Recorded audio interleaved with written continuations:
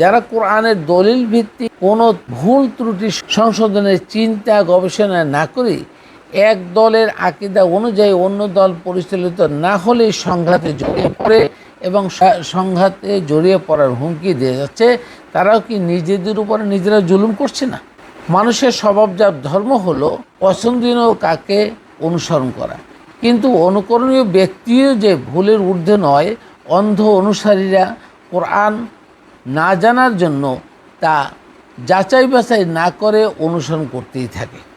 আর এভাবেই চলে আসছে আমাদের আকাবিদের, পীর মাশায়েখদের, বিভিন্ন স্কলারদের অনুকরণ প্রক্রিয়া। ফলে সংশোধনের রাস্তা ক্ষীণ থেকে ক্ষীণ হতেই চলছে। উদাহরণস্বরূপ, সমসাময়িককালে ইসলামী সঙ্গীত শিল্পী মশিউর রহমান সাহেবের একটি গানের প্রতিক্রিয়া দেখতে পেলাম।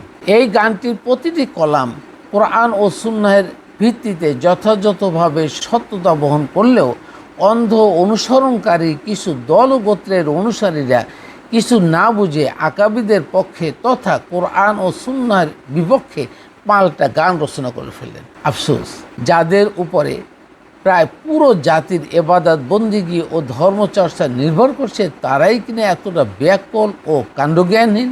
ইবলিস আমাদের পুরো জাতিকে কোথায় নিয়ে পরিচালনা করছেন?